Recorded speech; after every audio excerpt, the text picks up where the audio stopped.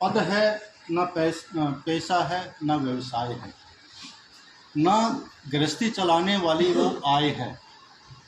शिक्षक सभी धर्मों से ऊंचा धर्म है। गीता में भी ये कहा गया है, माँ फलेशु वाला कर्म। शिक्षक एक प्रवाह है, मंजिल नहीं है। शिक्षक पवित्र है, महक फैलाने वाला इत्र भी है। शिक्षक स्वयं जिज्ञासा है, खुद कुआं है पर प्यासा है। वह डालता है चांद सितारों तक को तुम्हारी झोली में, वह बोलता है बिल्कुल तुम्हारी बोली में।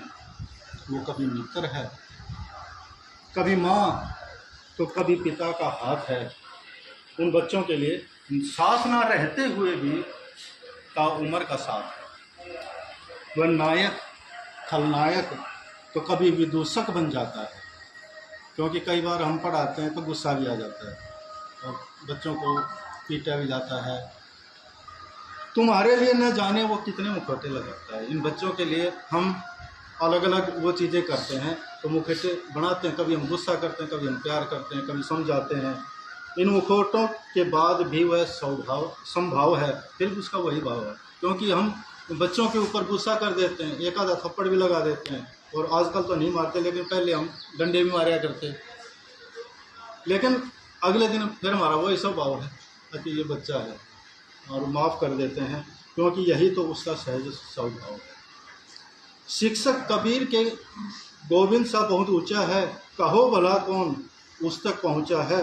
न वृक्ष है, न पत्तियां हैं, न फल है, वह केवल खाद है। क्योंकि हम खाद डालते हैं उन बच्चों को आगे बढ़ाने के लिए। खाद बनकर वो हजारों को पनपाता है और खुद मिट कर उन सब में लहराता है।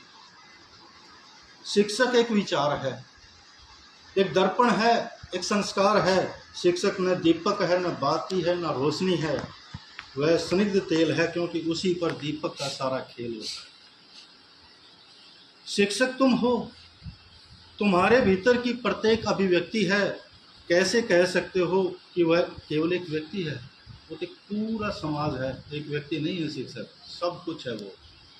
शिक्षक चाणक्य है, सांदीपनी है, तो कभी विश्वामित्र है, गुरु और शिष्य की प्रवाही परंपरा का चित्र है। शिक्षक भाषा का मर्म है, प्रवाही उन शिष्यों के लिए वो धर्म है। साक्षी और साक्ष्य है, चिर अन्वेषित लक्ष्य है। शिक्षक अनुभूत सत्य है, सोम एक तथ्य है।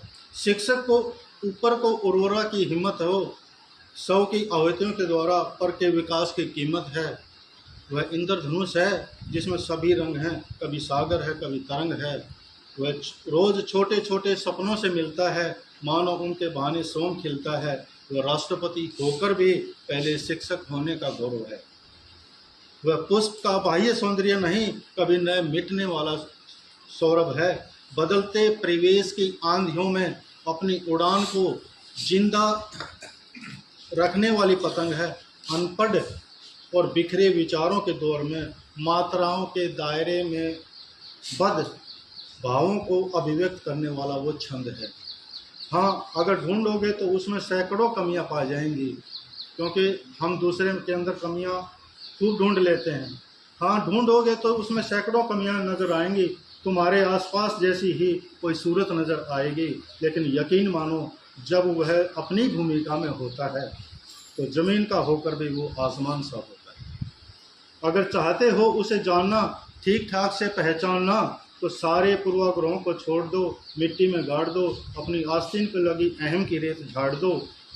फाड़ दो वो पन्ने जिनमें बेतुकी शिकायतें हैं, वो काट दो वो जड़ें जिनमें छुपे निजी फ़ायदे हैं।